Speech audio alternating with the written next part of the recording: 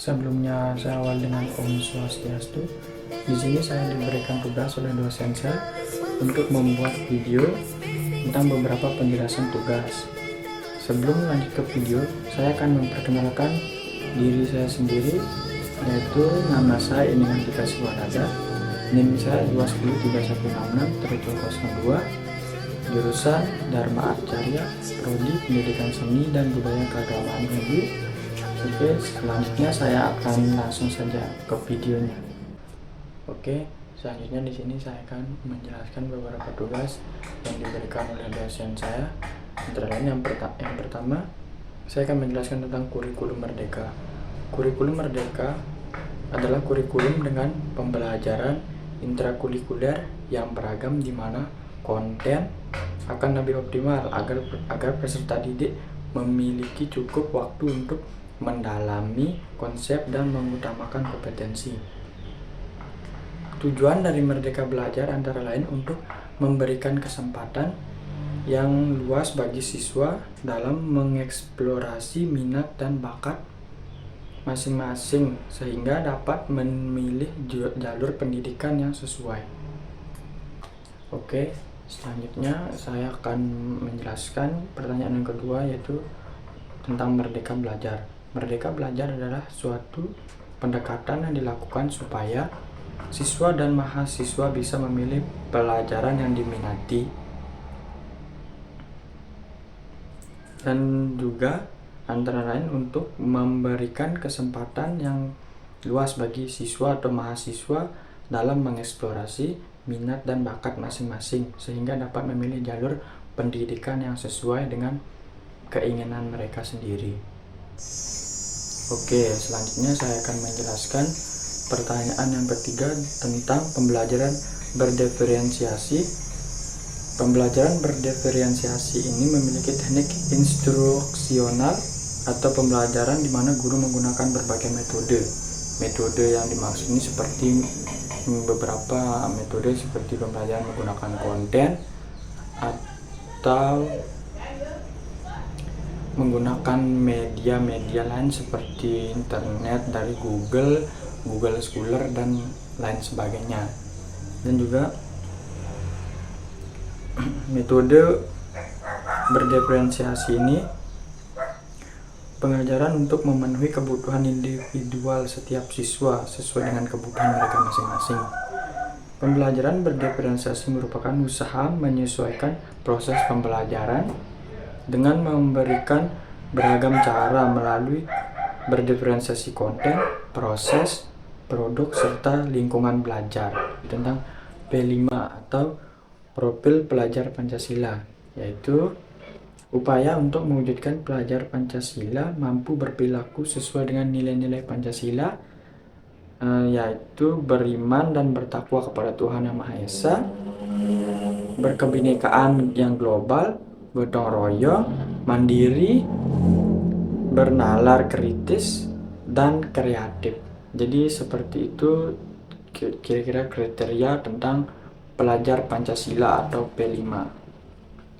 Oke, baik, selanjutnya di sini saya akan menjelaskan tentang bagaimana cara penyampaian pembelajaran seni dengan kurikulum merdeka, yaitu pada umumnya teori implementasi pembelajaran dibagi menjadi 3, yaitu pendahuluan, penyajian, dan penutupan.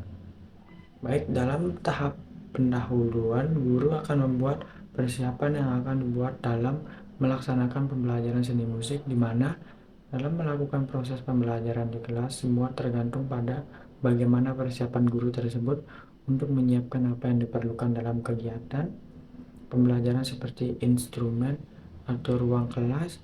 Kemudian guru telah mempersiapkan materi yang akan disampaikan dan dikembangkan oleh peserta didik. Pemberian materi ke peserta didik hendaknya disesuaikan dengan perkembangan peserta didiknya. Oke, selanjutnya berikutnya ini adalah tahap penyajian. Dalam tahap ini, guru dan siswa sangat berperan karena dalam melakukan proses pembelajaran, guru dan peserta didik mengembangkan tanggung jawab sesuai tujuan pendidikan nasional. Seorang guru harus mempunyai inovasi dalam melakukan proses pembelajaran. Tahap penyajian dapat mengembangkan proses yang dimiliki oleh peserta didik secara optimal. Oke, selanjutnya di sini yaitu tahap penutup, merupakan pengendalian atau evaluasi. Dalam tahap ini, guru akan mengetahui sejauh mana kemampuan yang dimiliki secara individu terhadap peserta didik dalam melakukan pembelajaran seni musik. Prosedur pelaksanaan evaluasi dapat dilakukan secara lisan maupun tertulis. Tahap ini juga menganjurkan guru untuk bisa menunjukkan hasil pembelajaran melalui laporan, penilaian, dan pementasan peserta didik. Hal ini, guru mengevaluasi materi yang telah dipelajari pada pertemuan tersebut dan memberi kesempatan pada peserta didik dan menanyakan apa belum dipahami kepada peserta didik, kemudian dilanjutkan dengan melakukan penilaian. Oke, selanjutnya di sini saya akan menjelaskan penerapan pembelajaran berdiferensiasi pada mata pelajaran seni budaya, misalnya saja pada ranah seni rupa. Dapat dilakukan pada materi pembuatan karya seni 2 dimensi. Pada materi ini, siswa dapat diberikan kebebasan untuk mengambil hal-hal yang berkaitan dengan bakat dan minat mereka sebagai sumber ide dan gagasan dalam pembuatan karya seni itu sendiri. Oke, dalam pembelajaran berdiferensiasi terdapat 3 strategi, yaitu diferensiasi konten, mengacu pada materi apa yang diajarkan pada peserta didik dengan memetakan kebutuhan belajar peserta didik dan menggunakan pengelompokan berdasarkan kesiapan, kemampuan, dan minat peserta didik. Materi pembelajaran dapat dirancang dengan kegiatan pembelajaran yang berbeda-beda. Salah satunya adalah integrasi materi pembelajaran. Kegiatan ini dapat dilakukan dengan beberapa cara.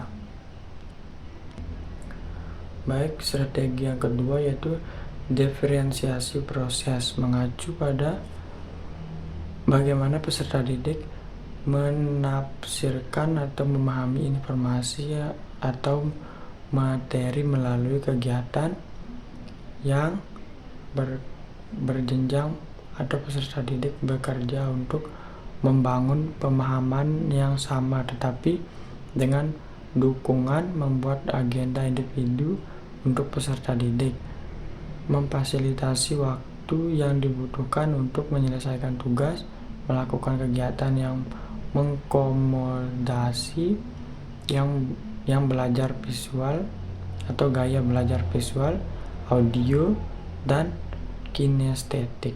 Yang ketiga yaitu diferensiasi produk,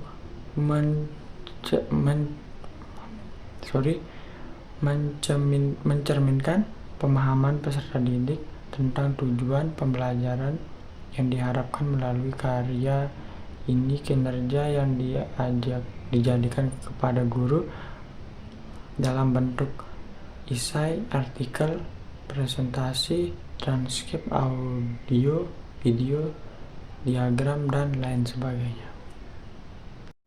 Oke, baik, di sini saya akan lanjut ke pertanyaan yang terakhir, yaitu tentang penerapan pembelajaran P5 dalam pembelajaran seni, yaitu bisa dikaitkan dengan merupakan kegiatan kurikuler berbasis proyek yang dirancang untuk menguatkan upaya pencapaian kompetensi dan karakter sesuai profil pelajar Pancasila yang disusun berdasarkan standar kompetensi lulusan atau SKL. Pelaksanakan proyek penguatan profil pelajar Pancasila dilakukan secara fleksibel dari segi muatan, kegiatan, dan waktu pelaksanaan proyek tersebut. Dirancang terpisah dari intrakurikuler, tujuan muatan, kegiatan pembelajaran, proyek Proyek tidak harus dikaitkan dengan tujuan dan materi pelajaran intrakurikuler. Satuan pendidikan dapat melibatkan masyarakat dan atau dunia kerja untuk merancang dan menyelenggarakan proyek penguatan dari profil pelajar Pancasila itu sendiri. Nah, di sini bisa dikaitkan dengan seperti untuk memilih saat dalam pengajaran itu kita memberikan pelajaran seni tentang yang terkait tentang P5 itu sendiri, misalkan tentang ketuhanan yang Maha Esa, pokoknya yang terkait tentang nilai-nilai dalam Pancasila itu sendiri bisa kita masukkan dalam pelajaran seni itu sendiri.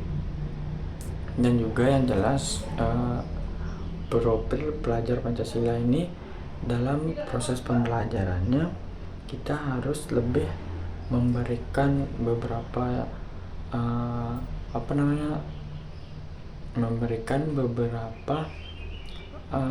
praktik ataupun penjelasan tentang P5 itu sendiri yang bisa kita berikan kepada para siswa-siswa yang kita ajar berkaitan dengan Pancasila itu sendiri. Oke, mungkin itu saja yang dapat saya sampaikan dari beberapa tugas yang diberikan oleh dosen saya.